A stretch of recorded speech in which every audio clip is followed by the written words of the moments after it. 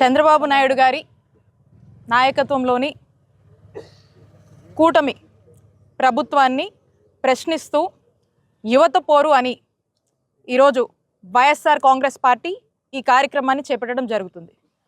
దీని ముఖ్య ఉద్దేశం 3 కార్యక్రమాల గురించి ప్రశ్నించడం. ఒకటి, ఏదైతే ప్రతి నిరుద్యోగికి నెలకు 3,000 ఇస్తామని ఇచ్చినటువంటి హామీ అమలు చేయటం గురించి ఈరోజు వైఎస్ఆర్ కాంగ్రెస్ పార్టీ కూటమి ప్రభుత్వాన్ని ప్రశ్నిస్తుంది. అలాగే గవర్నమెంట్ మెడికల్ కాలేజెస్ని ప్రైవేటైజేషన్ని వ్యతిరేకిస్తూ వైఎస్ఆర్ కాంగ్రెస్ పార్టీ కూటమి ప్రభుత్వాన్ని ప్రశ్నిస్తుంది. అలాగే ఫీజు రీఎంబర్స్మెంట్ బకాయిలను వెంటనే చెల్లించమని వైఎస్ఆర్ కాంగ్రెస్ పార్టీ కూటమి ప్రభుత్వాన్ని ప్రశ్నిస్తోంది. మనం చూసినట్టయితే ఫీజు రీఎంబర్స్మెంట్ ఒక గొప్ప ఉన్నతమైనటువంటి ఆశయంతో ఆనాడు ఆ దివంగత నేత వైఎస్ రాజశేఖర రెడ్డి గారు ఫీజు రీఎంబర్స్మెంట్ ద్వారా ఎంతోమంది పేద విద్యార్థులకు చదువులకు ఒక బంగారు భవిష్యత్ కోసం బాట వేసినటువంటి ఒక గొప్ప కార్యక్రమం ఈ ఫీజు రీఎంబర్స్మెంట్. దీన్ని కొనసాగింపుగా విద్యతోనే ఆ కుటుంబం యొక్క తలరాతలు మారుతాయి, ఆ కుటుంబ పరిస్థితులు మెరుగుపడతాయి అని చెప్పి బలంగా నమ్మి ఈ సిద్ధాంతంతో మరి ఈ ఫీజు రీఎంబర్స్మెంట్ ద్వారా విద్యా దీవెన, వసతి దీవెన అనేటువంటి కార్యక్రమంతో పాటు ఈ విద్యార్థులందరినీ కూడా చదువులకు ప్రోత్సహించి మరి మీరు చూసినట్టయితే జగనన్న ప్రభుత్వంలో మా 5 ఏళ్ల టెన్యూర్లో సుమారు 19,000 కోట్లు ఈ ఫీజు రీఎంబర్స్మెంట్ కోసం జగనన్న ప్రభుత్వం ఖర్చు చేసింది.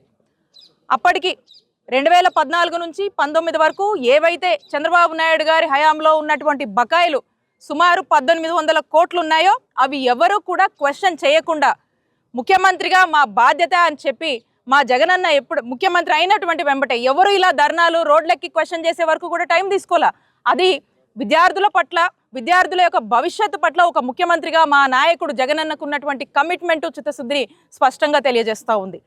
మరి ఈరోజు మనం చూస్తే ఏవైతే పోయిన సంవత్సరం డిసెంబర్ వరకు చెల్లించాల్సినవన్నీ కూడా జగనన్న ప్రభుత్వం చెల్లించింది. ఆ తర్వాత ఎలక్షన్ కోడ్ కారణం వల్ల ఇవ్వాల్సినటువంటి ఆ సంవత్సరానికి సంబంధించినటువంటి ఏవైతే ఉన్నాయో మరి నూతన ప్రభుత్వంగా చంద్రబాబు నాయుడు గారు ఎప్పుడైతే బాధ్యత తీసుకున్నారో ఆ చెల్లించాల్సినటువంటి డబ్బుల్ని చెల్లించకుండా మరి ఈ రోజున చూస్తే విద్యార్థులేంటి, ఈరోజు ఉన్నటువంటి ఎడ్యుకేషనల్ ఇన్స్టిట్యూషన్స్ ఏంటి, ఏ విధంగా ఇబ్బంది పడుతున్నటువంటి విషయాన్ని మేము ఈరోజు గట్టిగా కూడా ప్రశ్నిస్తూ ఉన్నాము. మనం చూసినట్టయితే సంవత్సరానికి 3,900 కోట్లు ప్రతి సంవత్సరానికి ఈ ఫీజు రీఎంబర్స్మెంట్ కింద ప్రభుత్వానికి ఖర్చు అవుతుంది.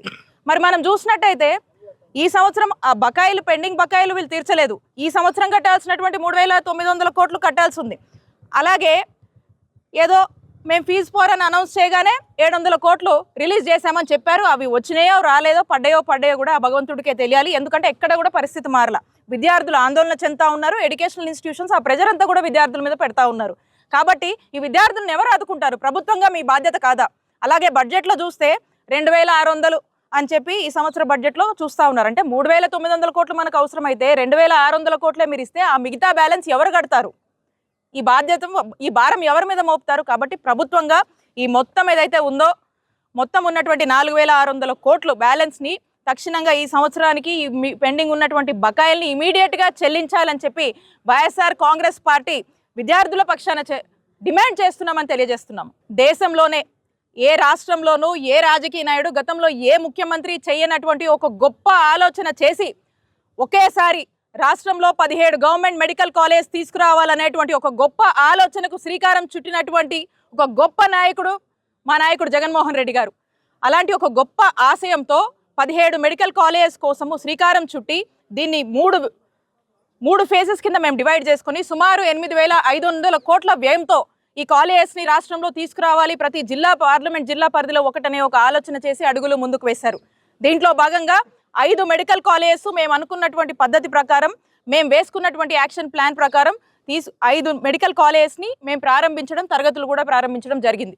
ఇవి బ్రహ్మాండంగా నడుస్తూ ఉన్నాయి. అలాగే సెకండ్ ఫేజ్కి సంబంధించి కావాల్సినటువంటి ఇన్ఫ్రాస్ట్రక్చర్ని, కావాల్సినటువంటి ఇన్వెస్ట్మెంట్ని మేము చేసి అట్ ది సేమ్ టైం కావాల్సినటువంటి రిక్రూట్మెంట్స్ కూడా చేసి ఇంకా కొంత మేరకు కంప్లీట్ కనుక చేస్తే ఈ సంవత్సరం రావాల్సినటువంటి 5 మెడికల్ కాలేజ్ కూడా అందుబాటులోకి వచ్చాయి. కానీ ఏం జరిగింది?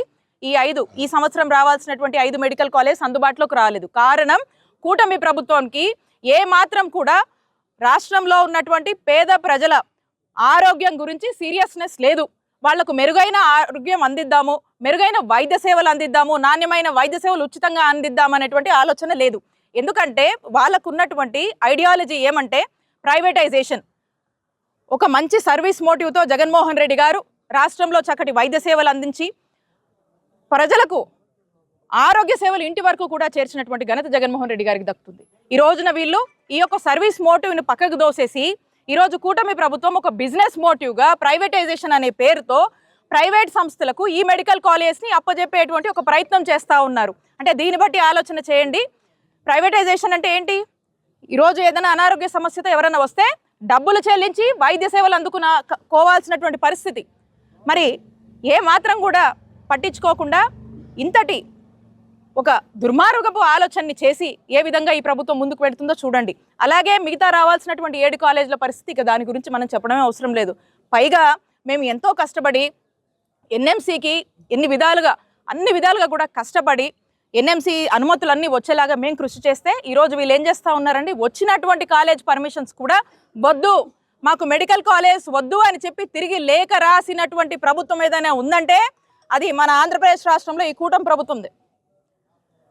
ఈ విధంగా ఏమాత్రం కూడా పేదవాడి ఆరోగ్యం గురించి కానీ ఈ రాష్ట్ర ప్రజలకు ఒక మంచి ఆరోగ్య సేవలు అందిద్దామనేటువంటి ఏమాత్రం మంచి ఉద్దేశం లేకుండా ఏ విధంగా వెళ్తున్నారో ప్రజలందరూ చూస్తున్నారు. అంతెందుకు, ఇందాక మహేష్ అన్న చెప్పాడు, మన పిడుగురాళ్లలో 500 కోట్లతో మనం ఖర్చు పెట్టి మెడికల్ కాలేజ్ తీసుకురావాలి, ఇక్కడ ఉన్నటువంటి ప్రాంత ప్రజలకు వైద్య సేవలు అందించాలని వార్ ఫూటింగ్ బేసిస్లో పనులు మొదలు పెడితే ఈ రోజున హాస్పిటల్ మనం ఉన్నప్పుడు ఎంత స్పీడ్గా కన్స్ట్రక్షన్ చేసి హాస్పిటల్ ఓపెన్ చేసి ఇక్కడ వరకు తీసుకొచ్చాము. దీన్ని మెడికల్ కాలేజ్గా అయ్యేటువంటి ఒక అదృష్టము ఈ ప్రాంత ప్రజలు మనం ఈ రోజున ఈ కూటమి ప్రభుత్వం యొక్క ఒక దుర్బుద్ధి వల్ల ఈరోజు ఈ ప్రాంత ప్రజలంతా కూడా ఇలాంటి వైద్య సేవలకు దూరం అవుతున్నారంటే ఎంతో ఆశతో ఎదురు చూస్తున్నటువంటి ఈ ప్రాంత ప్రజలకు ఈ కూటమి ప్రభుత్వం సమాధానం చెప్పాలి. ఎంతో ఆశతో ఈ వైద్య కాలేజీల కోసము, ఈ మెడికల్ కాలేజ్ కోసము, ఈ వైద్య సేవల కోసం ఆశతో ప్రభుత్వం మీద నమ్మకంతో ఎదురు చూస్తున్నటువంటి ఈ ప్రజలకు సంబంధం చెప్పాలి.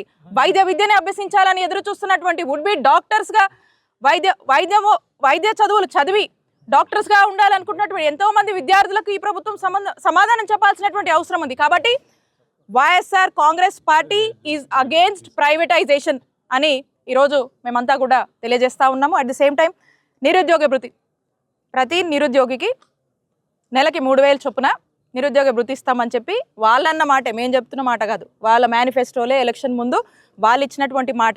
మరి ఈరోజు ఏమైంది? మనం చూస్తే 10 నెలలు అయింది. ఈ 10 నెలల కాలంలో 3000 ఎవరికి పడలేదు, ఎక్కడ ఎవరికి ఇవ్వలేదు. కనీసం అసలు ఎంతమందికి ఇవ్వాలనేటువంటి ఎక్సర్సైజ్ మీరు చేశారా? డేటా మీ దగ్గర ఉందా అనుకుంటాం ప్రభుత్వాన్ని నేను ప్రశ్నిస్తూ ఉన్నాను. అట్ ది సేమ్ టైం ఇవి ఏవి ఇవ్వకుండా బడ్జెట్లో కూడా చూస్తే నిరుద్యోగ భృతి కోసం ఏమీ బడ్జెట్ కేటాయించలేదు.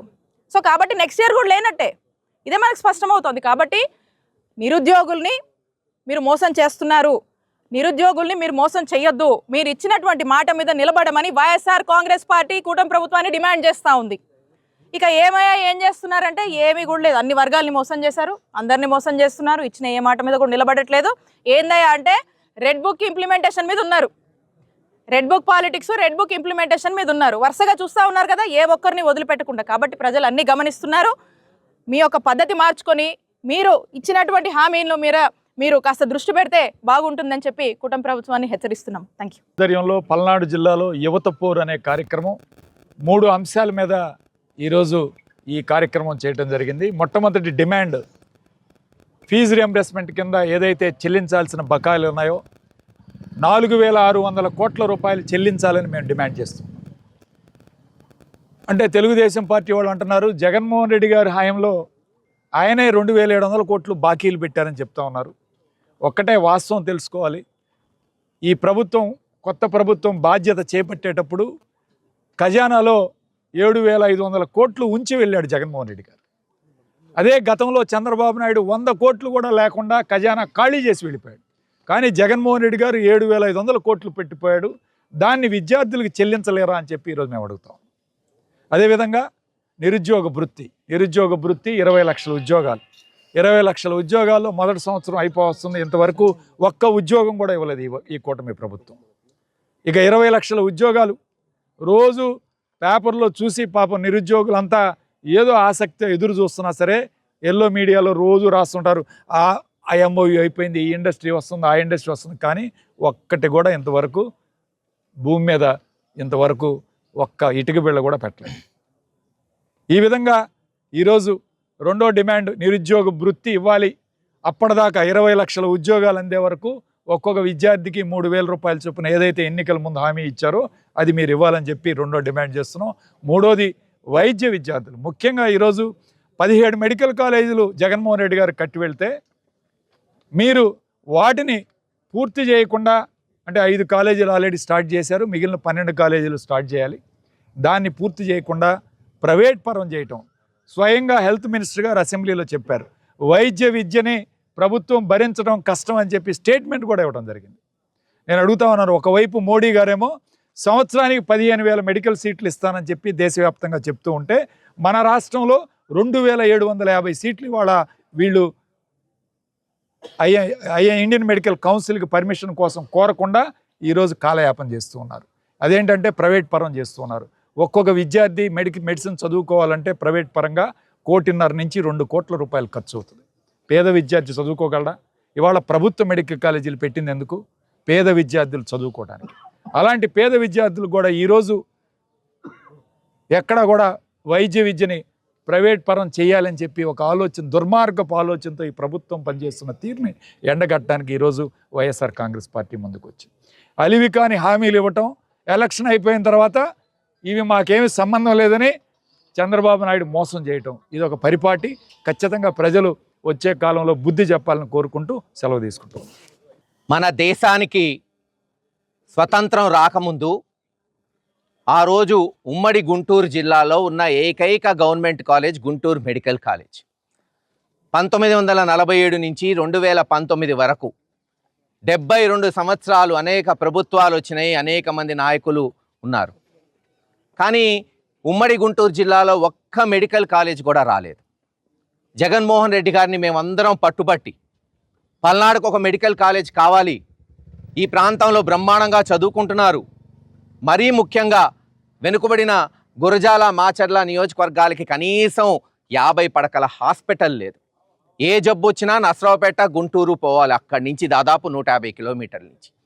జగన్మోహన్ రెడ్డి గారు ఆంధ్రప్రదేశ్లోని మొట్టమొదటి వైఎస్ఆర్సీపీ ప్రభుత్వం ఏర్పడిన బడ్జెట్లోనే మరి పల్నాడుకి పిడుగురాళ్ల దగ్గర మెడికల్ కాలేజ్కి 66 కోట్లు శాంక్షన్ చేయటమే కాదు, మళ్ళీ కేంద్ర ప్రభుత్వం దృష్టికి తీసుకెళ్ళి మరొక 200 కోట్లు శాంక్షన్ చేయించాం. అలాగే రాష్ట్ర ప్రభుత్వం మరొక 200 కోట్లు ఇచ్చి ఈరోజు మీరు వచ్చి చూడండి, పిడుగురాళ్ల సమీపాన 50 ఎకరాల్లో పల్నాడులో గుండెకాయ లాంటి ఒక సామాజిక దేవాలయాన్ని జగన్మోహన్ రెడ్డి గారు నిర్మించారు. 90% పనులు పూర్తయిపోయినాయి. ఎలక్షన్ల ముందే హాస్పిటల్ ఓపెన్ చేశాం. కేవలం పరికరాలు తీసుకురావాలి, అది కూడా కంపెనీయే తీసుకురావాలి, వాళ్ళ టెండర్లో ఉంది. కేవలం వీళ్ళు చేయాల్సింది ఏంది, డాక్టర్లని నర్సుల్ని పెట్టి హాస్పిటల్ ఓపెన్ చేయాలి. కాలేజీని ఈ సంవత్సరం కల్లా ఓపెన్ అయ్యేది 2025లో, పోయిన సంవత్సరం ఓపెన్ చేసుంటే. కానీ ఉన్న పనులన్నీ ఆపేశారు, ఉన్న బిల్డింగ్లన్నీ కట్టడ ఆపేశారు నిర్మానుషంగా. పోనీ దాన్ని ఏమైనా మొదలు పెడతారా అంటే కాదంట.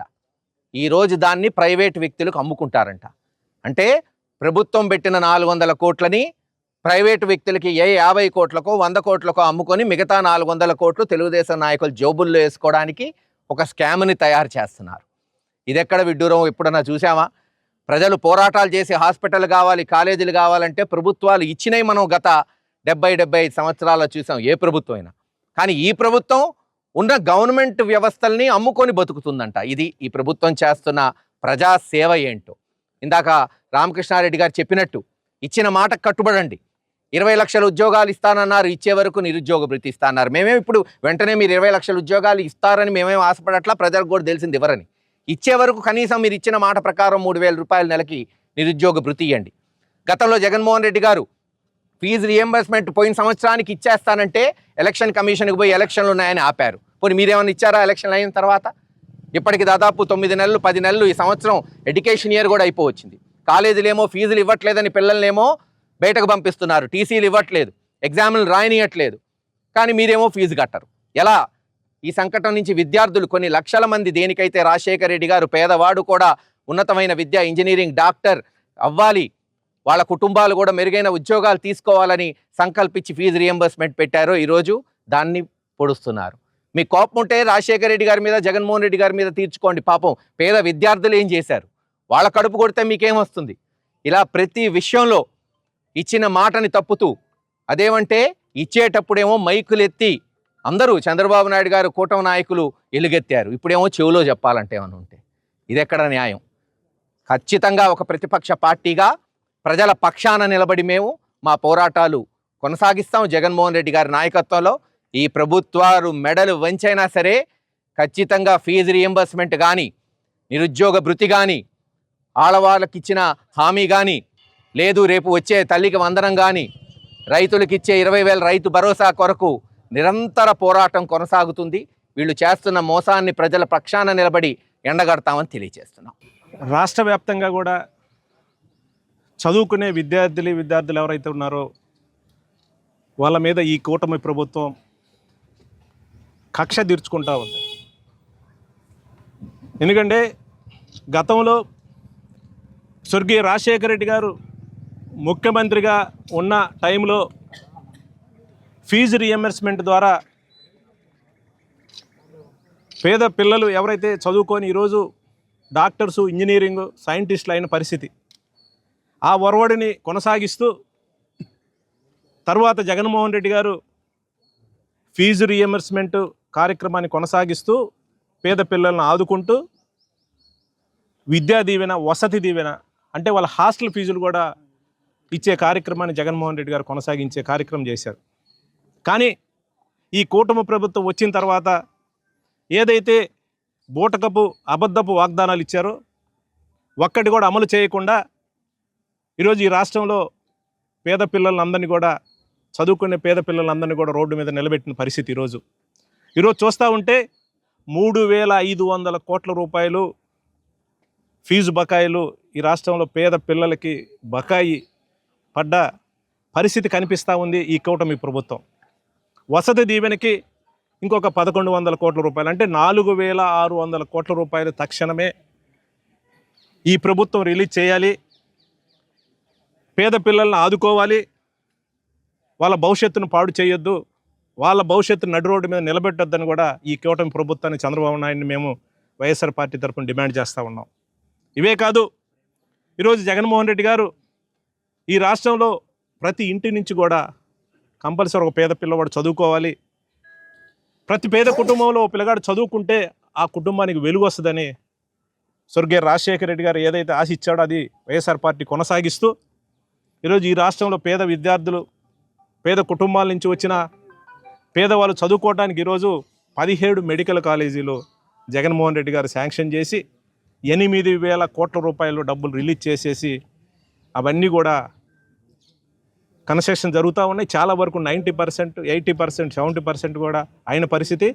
ఒక 5 మెడికల్ కాలేజీలు అయితే పూర్తిగా కూడా పోయిన సంవత్సరమే అక్కడ అడ్మిషన్ కూడా ఇచ్చిన పరిస్థితి.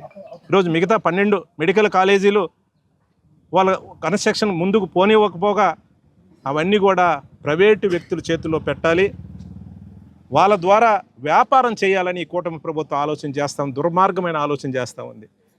దయచేసి వైఎస్ఆర్ పార్టీ తరఫున ఈరోజు జగన్మోహన్ రెడ్డి గారు ఈ రాష్ట్రంలో పేద వర్గాలని, పేద విద్యార్థులు, పేద కుటుంబాలని ఈరోజు చదువుకొని ఉద్యోగాలు లేకుండా నిరుద్యోగులకి ఒక బాసటగా, ఒక ధైర్యాన్ని ఇచ్చే విధంగా, ఒక సంఘీభావాన్ని ఏర్పాటు చేసే విధంగా ఈరోజు రాష్ట్ర వ్యాప్తంగా పెద్ద ఎత్తున కూడా ఈరోజు యువత తరపున వైఎస్ఆర్ పార్టీ పల్నాడు జిల్లాలో పూర్తి స్థాయిలో వాళ్ళ వెనకాల మద్దతు ఇచ్చింది, వాళ్ళ కోసం పోరాటం చేస్తూ ఉందని కూడా గుర్తు చేస్తూ ఉన్నాను. దయచేసి నేను కోరుతూ ఉన్నాను, కూటమి ప్రభుత్వం ఇప్పుడైనా సరే, 1 సంవత్సరం అవుతూ ఉంది, 10 నెలలు దాటుతూ ఉంది, 2 బడ్జెట్లు ప్రవేశపెట్టాడు, కానీ ఎక్కడా కూడా నిరుద్యోగ భృతి కింద 3,000 రూపాయలు ఏదైతే ఇస్తామని వాళ్ళు మేనిఫెస్టోలో పెట్టారో దాన్ని ఊసే లేని పరిస్థితి. ఈరోజు పేదలకి వాళ్ళ యొక్క ఫీజు రియంబర్స్మెంట్ డబ్బులు ఎప్పుడు ఇస్తారో తెలియని పరిస్థితి. ఖచ్చితంగా ఇంకా పోరాటాలు చేస్తాం.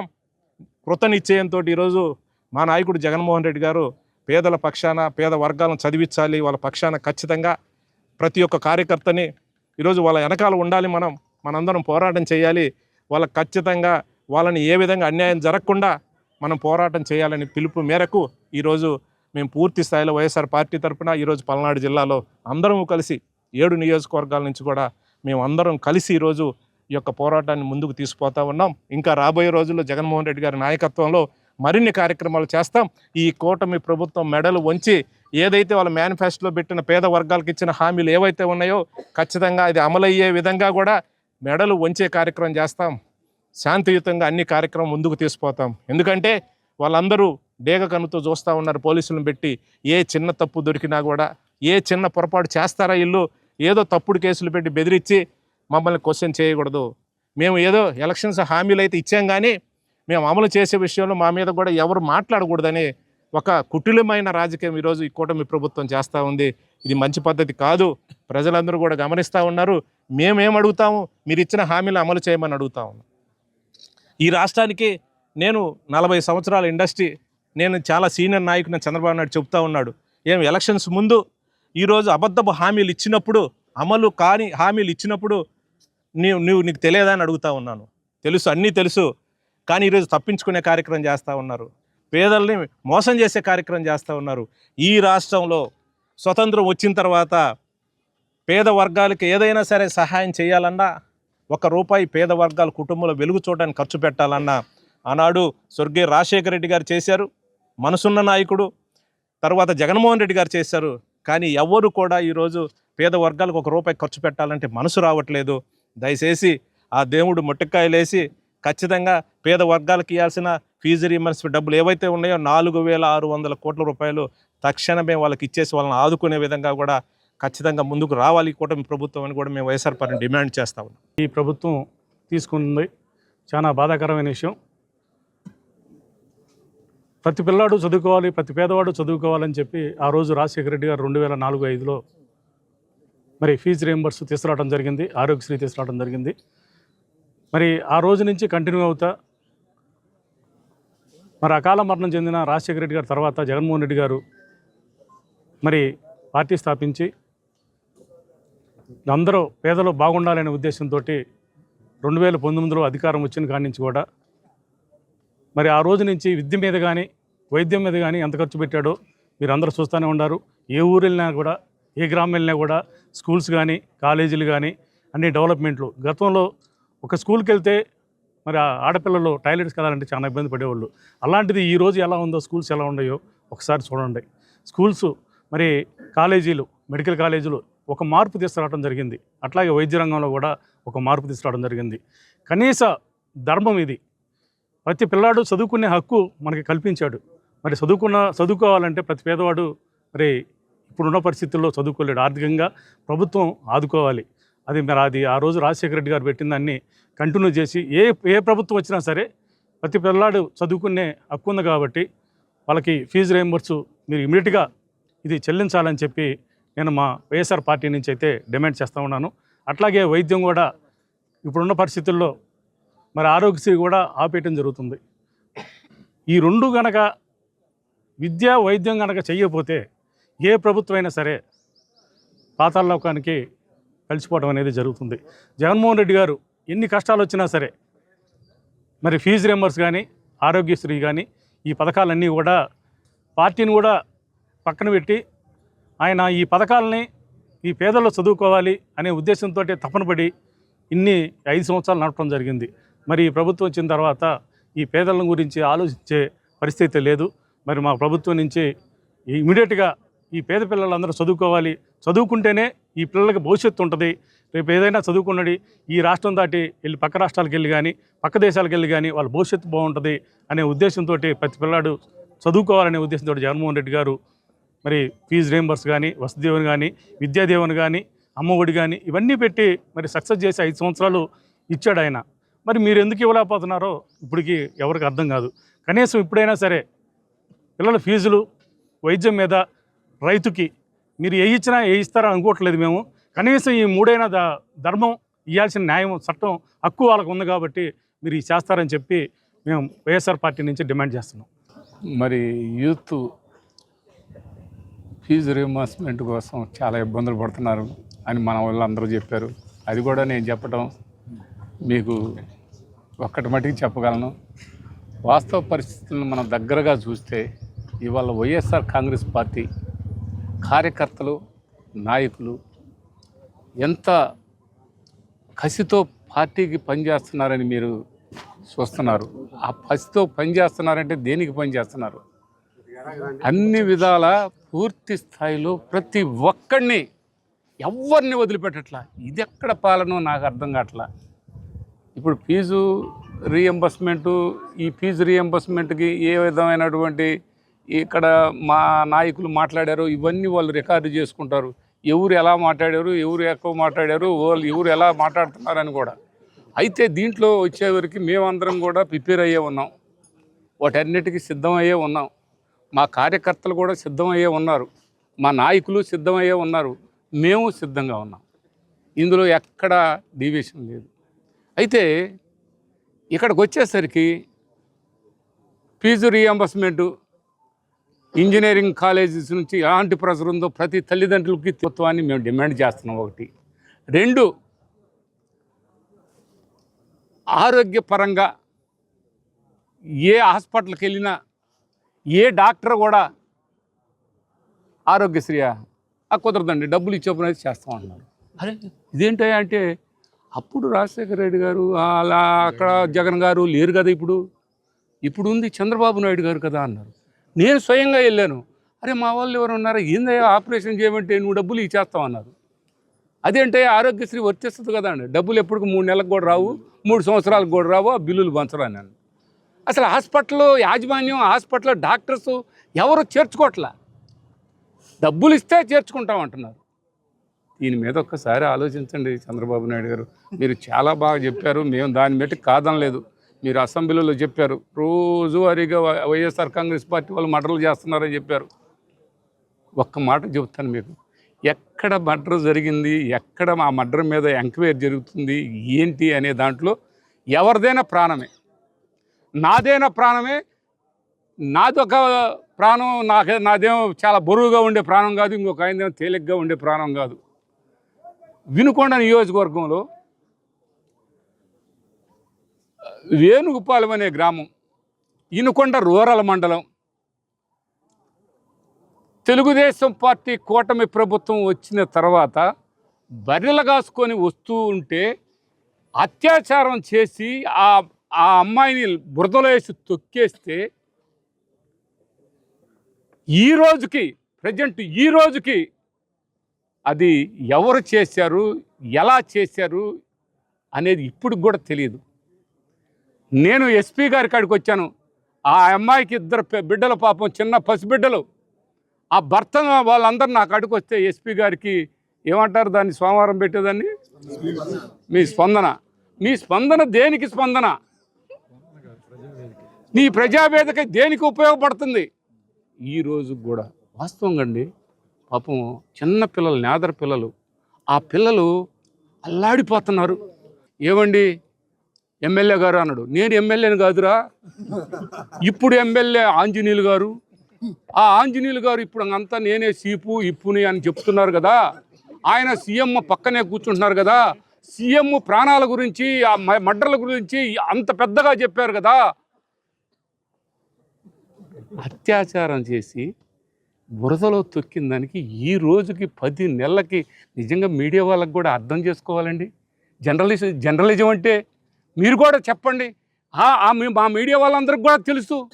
ఎవరైనా ఇది ఒక కథనం రాశారా అని అంటే నువ్వు అని చెప్పాల్సిందే. ఏ పేపర్ అయినా సరే, మా పేపరా మీ పేపర్ అన్నది కాదు, ఏ పేపర్ అయినా దాన్ని ఎందుకు ఎలుగులోకి చూపించరు? ఎక్కడో వాడు కాలు పడుచుకుంటుంటే అది చూపిస్తారు. కాలు మడుచుకునేది ఏంది, వాడికి ఎట్ట కూర్చుంటే ఏం పోయింది, వాడు కూర్చున్న దాన్ని చెప్తారు. కానీ మీరు అసలైంది చెప్పట్లేదని ముఖ్యమంత్రి గారికి దయచేసి మీరు నేను మర్డర్లు 6 జరిగినాయి అని చెబుతున్నారు. ఎక్కడ జరిగినాయో మాకు తెలియదు. మా నియోజకవర్గంలో జరిగిన మర్డర్ 10 నెలల క్రితం అత్యాచారం చేసి ఆ అమ్మాయిని చేసినటువంటి దానికి మీ ఎస్పీ గారు, వినుకొండ సిఐ గారు, ఇక్కడున్న డిఎస్పీ గారు వీరందరికీ తెలుసు. దాన్ని ఒక్కసారిగా డిఎస్పీ గారు కూడా పూర్తి స్థాయిలో దాన్ని పరిగణలోకి తీసుకోవాలని, ఆలోచించాలని, దాన్ని ఎలుగులోకి తీసుకురావాలని ఎవరైతే ముద్దాయిలు ఉన్నారో వాళ్ళని కఠినంగా శిక్షిస్తారని పోలీస్ వ్యవస్థ మీద మాకు నమ్మకం ఉందని పోలీస్ డిపార్ట్మెంటు పూర్తిగా దాన్ని సీరియస్గా తీసుకోవాలని మరొకసారి కోరుకుంటూ సీఎం గారికి కూడా లెటర్ రాద్దాం అనుకుంటున్నాను. ఎందుకంటే నేను ఆ నియోజకవర్గంలో ఎమ్మెల్యేగా చేశాను. చాలా పేదవాళ్ళు, ఆ అమ్మాయిని కూడా శ్రీకాకుళంలో చేసుకొని వచ్చాడు. ఆ అబ్బాయి, ఆ భర్త ఆ నేదర పిల్లలతో ఇబ్బంది పడుతున్నారు. మానవత్వంతో ఆలోచించి మన సీఎం గారు ఆయన అన్నీ నేను చాలా సీరియస్గా తీసుకుంటానని అన్నారు. ఫోన్ 3 సార్లు ఊపితే వస్తామన్నారు. ఇది కూడా మీరు పరిగణలో తీసుకొని చేయాలని మనస్ఫూర్తిగా కోరుకుంటూ ఈ ప్రభుత్వాన్ని మరొక్కసారి మేము విజ్ఞప్తి చేస్తున్నాం. మేము డిమాండ్ చేయట్లా. డిమాండ్ చేసామంటే మళ్ళీ ఇంకొక విధంగా మాట్లాడతారు. వాళ్ళ మర్డర్ కేసు, ఆ అత్యాచారం కేసు వెలుగులోకి రావాలి. ఆ ఎవరైతే నేరస్తులు ఉన్నారో వాళ్ళని కఠినంగా శిక్షించాలి. ఎందుకంటే మీరు కూడా ఆలోచించండి, మరి అత్యాచారం జరిగితే అసలు పెద్ద స్థాయిలో చూపిస్తున్నటువంటి ప్రభుత్వాలు మనం అందరం ఇది చాలా బాధాకరమైనటువంటి విషయం అని చెబుతున్నాం. అత్యాచారం చేసి చంపేసి 2 పిల్లలు ఉన్న అది ఇంతవరకు కనిపెట్టలేకపోయినారు. ఇంతవరకు అది వెలుగులోకి రాలేదంటే దాని గురించి ఆలోచించమని అడుగుతున్నాను. విజ్ఞప్తి చేస్తున్నామని మరొకసారి తెలియపరుచుకుంటూ సెలవు తీసుకుంటున్నాను. మరిన్ని వీడియోస్ కోసం ఛానల్ ని సబ్స్క్రైబ్ చేయండి. లేటెస్ట్ అప్డేట్స్ కోసం వాట్సాప్ ఛానల్ ని ఫాలో అవ్వండి. ఆ లింక్ డిస్క్రిప్షన్ లో ఉంది.